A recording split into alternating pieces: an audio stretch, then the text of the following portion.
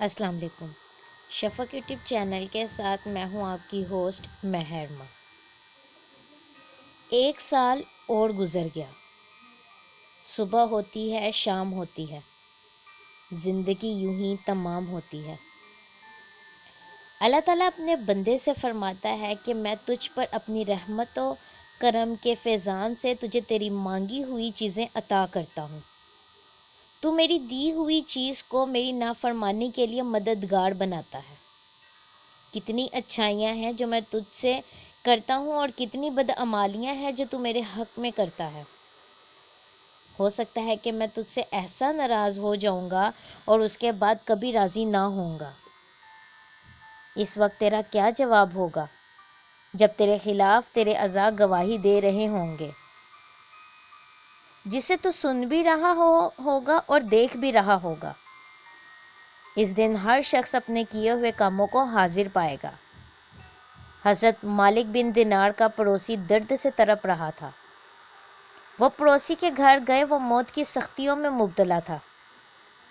کبھی اس پہ بے ہوشی طاری ہو جاتی، کبھی افاقہ۔ میں نے اس کو کہا، میرے بھائی اللہ تعالیٰ سے توبہ کر، اپنی گمراہی سے باز آ جا۔ امید ہے کہ مولا کریم تجھے تیرے درد سے شفا بخشے، تیری بیماری اور تکلیف سے تجھے نجات مل جائے اور تیرے گناہ اللہ پاک معاف کر دے۔ اس نے کہا، ہائے افسوس، ہائے افسوس، جو آنے والا ہے وہ قریب آ چکا ہے اور یقیناً مجھے مرنا ہے۔ پس ہائے افسوس اس زندگی پر جو میں نے گمراہی میں فنا کر دی۔ جو جرم میں نے کیے ہیں اب میں ان سے توبہ کرنا چاہتا ہوں۔ حضرت مالک بن دینار فرماتے ہیں، اتنے میں گھر کے ایک کونے سے ایک آواز آئی۔ آواز دینے والے کی آواز سنی جو کہہ رہا تھا، ہم نے بار بار تجھے موقع دیا، ہر بار تجھے نافرمان پایا۔ ایک بزرگ نے اپنی وفات کے وقت اپنے بیٹے سے کہا، میں تجھے وصیت کرتا ہوں، اس پر عمل کرنا۔ بیٹے نے کہا، ضرور کروں گا۔ میری گردن میں رسی ڈال کر مجھے میری عبادت کی جگہ کی طرف گھسیٹ لے جانا، یہی بدلہ ہے اس کا جس نے اپنے مولا کی نافرمانی کی، اپنی خواہشات کو ترجیح دی اور غافل رہا۔ بیٹے نے جب وصیت پر عمل کیا تو بزرگ نے اپنی نگاہ آسمان کی طرف اٹھا کر کہا، اے میرے رب، اے آقا اور مولا، تیری طرف کوچ کا وقت قریب آ گیا ہے۔ آپ کی بارگاہ میں میرے پاس کچھ بھی نہیں پیش کرنے کو، سوائے اس کے تو غفور بھی ہے، رحیم بھی ہے، کریم بھی ہے، جبار بھی ہے، قہار بھی ہے۔ میں مجرم ہوں، تو آقا ہے اور میں تیرا بندہ ہوں۔ میری عاجزی ہے، میری التجائیں ہیں، مجھ پر رحم فرما۔ اسی حال میں بزرگ کی روح پرواز کر گئی تو اتنے میں گھر کے ایک کونے سے آواز آئی۔ سب حاضرین نے سنا، آواز دینے والا کہہ رہا تھا کہ اللہ نے اپنے قرب سے مجھے نواز دیا ہے، تجھے جنت خلد بری میں داخل کر دیا ہے۔ ربا میرے حال دا محرم تو، اے انسان تو کب تک بے وفائی کرتا رہے گا؟ اس سوچ میں کہ ابھی جوانی ہے، چلو بڑھاپا آئے گا تو کام ہو جائے گا، تب اپنے رب کی بات سنوں گا۔ پل کی خبر نہیں، کہتا یقین ہے، جب برا ہوں گا پھر بھی نہیں سنوں گا۔ اس چیز کا رب کو یقین ہے، جب وہ برا ہو جاتا ہے پھر بھی نہیں سنتا، چلو کل سنوں گا۔ کل کل کرتے دن گزرتے گئے، وقت بھی نہیں ملتا، بھاگتا رہتا ہے۔ دوسرا دن ہوتا ہے تو پھر بھاگتا ہے۔ صبح ہوتی ہے، شام ہوتی ہے، زندگی یوں ہی تمام ہوتی ہے۔ حضرت بابا فرید کے بہشتی دروازے سے ہر سال لاکھوں زائرین گزرتے ہیں۔ پاکستان میں کروڑوں لوگ ہیں جو اس دروازے سے گزرے۔ حضرت صاحب کا ہم نے مطلب نہیں سمجھا۔ وہ فرماتے تھے، جیسے میں نے اپنی زندگی اللہ کی بارگاہ میں گزار رہا ہوں، اللہ کی مخلوق کی خدمت کرتا ہوں، اپنے رب کا حکم مانتا ہوں، میری طرح زندگی گزارو گے تو یہ راستہ ہے جو جنت کو جاتا ہے۔ یہ وہ دروازہ ہے جو جنت کو جاتا ہے۔ کیا ہم کروڑوں لوگ جو اس وقت حیات ہوں گے، کیا وہ اللہ کے راستے پر چل رہے ہیں؟ کیا اللہ کی باتیں مان رہے ہیں؟ اگر مان رہے ہیں تو ملک میں امن ہونا چاہیے، انصاف ہونا چاہیے، پھر تو انصاف نظر بھی آنا چاہیے۔ کیا ظلم ختم ہو گیا ہے؟ ملاوٹ ختم ہو گئی؟ چیف جسٹس سردار محمد شمیم خان کہتے ہیں، پنجاب کے عوام انصاف کا خواب دیکھ رہے ہیں، خواب جلد دور ہوگا۔ کیا ہم نے جھوٹی گواہیاں دینی بند کر دی ہیں؟ کیا ہم نے غربت کے نام اپنی بہنوں بیٹیوں کو قتل کرنا شروع کر دیا ہے؟ کیا ہم نے جھوٹی گواہیاں دینی بند کر دیں؟ کیا ہم نے غربت کے نام پہ چھوٹے بچوں کو قتل کرنا شروع کر دیا؟ کیا ہم نے دودھ میں ملاوٹ کرنا چھوڑ دیا؟ کیا ہم نے چوریاں ڈاکے ڈالنے چھوڑ دیے؟ بدقسمتی سے پاکستان میں آج جھوٹ کا راج ہے۔ ہم نے سمجھ لیا ہے جھوٹ بولنے سے ترقی ہوگی۔ نبی کریم صلی اللہ علیہ وآلہ وسلم فرماتے ہیں کہ میرا امتی جھوٹا نہیں ہو سکتا۔ کیا ہماری ہر چیز خالص ہے؟ بند ڈبے پر جو لکھا ہے کیا وہی اندر ہے؟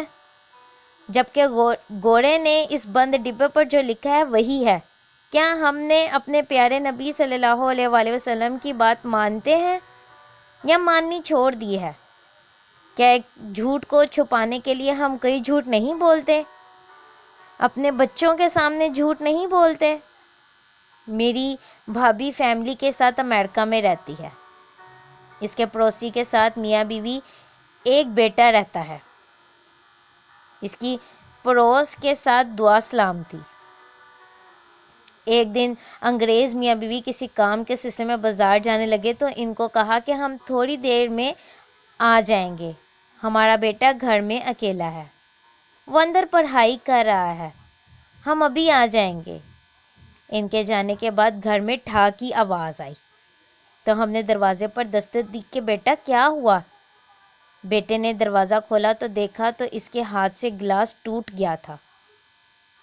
بچہ بڑا گھبرایا ہوا تھا تو ہم نے سوچا کہ چلو اس کا ماں باپ آئیں گے تو ہم کہہ دیں گے گلاس ہم سے ٹوٹا ہے۔ بچے نے سن لیا کہ یہ جھوٹ بول رہے ہیں۔ جب اس کے والدین آئے تو بچے نے کہا گلاس مجھ سے نہیں ٹوٹا۔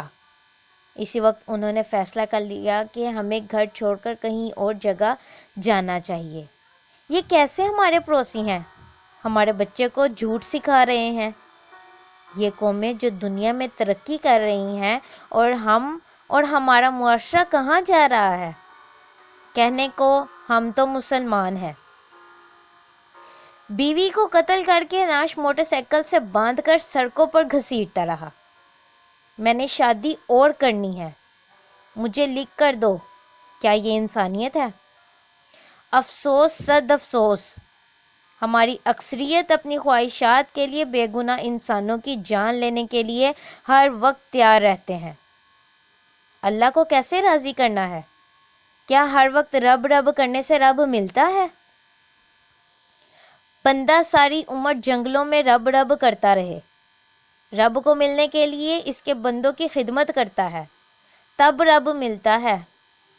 جو رب کہتا ہے ہم نہیں مانتے، زبان سے کہنے سے کیا اللہ راضی ہو جاتا ہے؟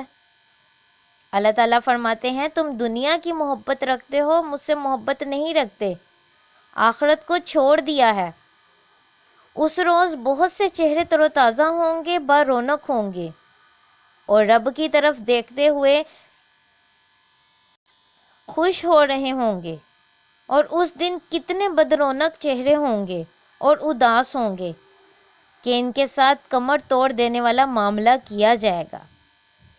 تبدیلی تب آئے گی کہ 20 کروڑ عوام اپنے اندر ملکی مفاد کا سوچے۔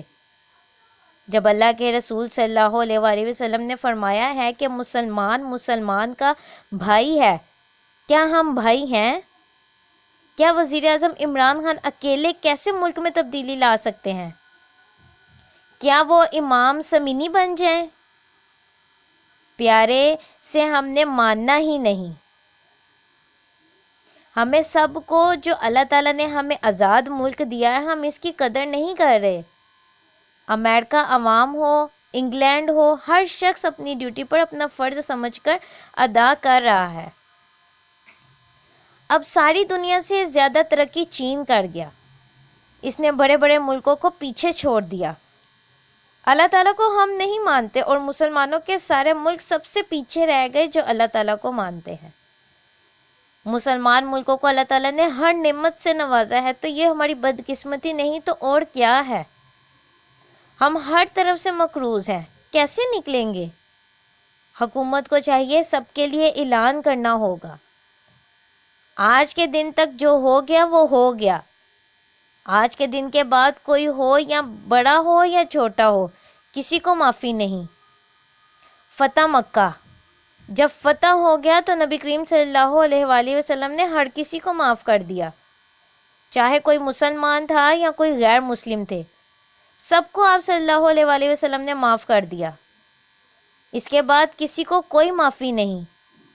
چلے مدینہ کی ریاست نہیں بن سکتی تو ایران جیسا نظام ہی بن جائے تو عوام کو سکھ کا سانس ملے۔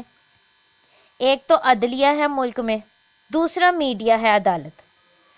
عدالت کو چاہیے میڈیا کی عدالت پر پابندی لگائی جائے، عوام کو پیغام دیا جائے، یا عوام کو پیغام دیا جاتا ہے کہ کوئی کہتا ہے میں سچا ہوں وہ جھوٹا ہے، نئی نسل کو کیا پیغام دیا جاتا ہے؟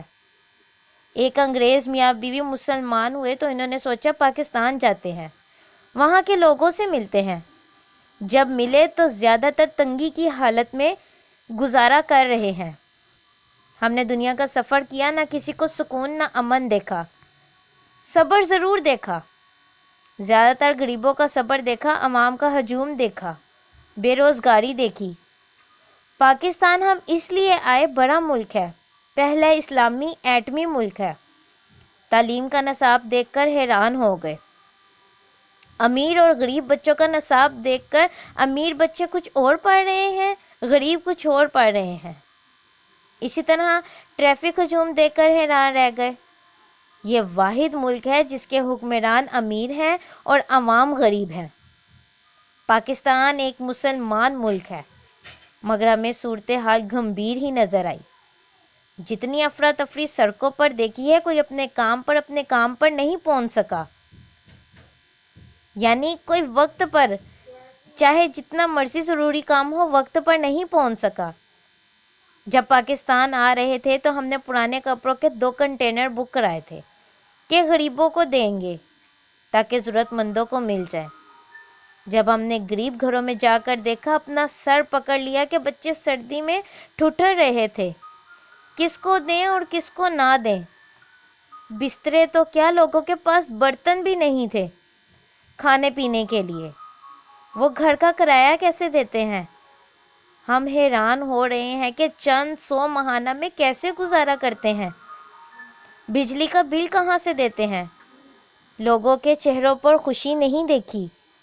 ہم نے تو سکون کے لیے پاکستان آنے کا فیصلہ کیا تھا، مگر یہاں سوائے افراتفری کے کچھ نہیں دیکھا، نہ امیر کو سکون نہ غریب کو سکون۔ ہم چند ہفتے پاکستان میں رہ کر گئے، دل بہت دکھی تھا، ہم دکھی دل کے ساتھ اپنے ملک چلے گئے۔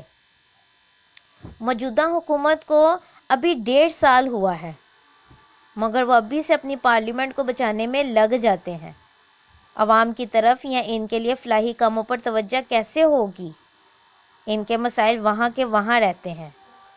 ہمارے ہاں الیکشن ہوتے ہیں تو دوسرے دن ہارنے والا اسے تسلیم ہی نہیں کرتا کہ میں ہار گیا ہوں، بلکہ سوال اٹھتا ہے میں ہار کیوں گیا ہوں؟ وہ قومیں کیسی ہیں؟ ہارنے کے بعد دوسروں کو مبارکباد دیتی ہیں، ان کا مقصد ملک کی خوشحالی ہوتا ہے، ہمارا صرف اپنی ذات کا مقصد ہے۔ جن قوموں نے ایسا کیا ان کو بربادی کے سوا کچھ نہیں ملا۔ عوام کے پاس شعور کی کمی ہے۔ جب انسان کو ہوش آتی ہے، ماں باپ کی گود ہوتی ہے، جب بڑا ہوتا ہے، استادوں سے لے کر حکمرانوں تک سے شعور ملتا ہے۔ ہمیں چاہیے کہ ہماری نئی نسل دنیا میں اپنا مقام پیدا کرے۔ چیف جسٹس ریٹائرڈ آصف سعید کھوسہ صاحب نے بڑے فیصلے کیے۔ ایک اور جج صاحب نے صدر پرویز مشرف کو آئین توڑنے پر پھانسی کی سزا دی اور اس کے ساتھ لکھا کہ اگر مشرف اپنی موت مر جائے تو اس کو دفن کرنے سے پہلے ڈی چونک اسلام آباد میں پھانسی دی جائے اور 2-3 دن تک لٹکائے رکھا جائے۔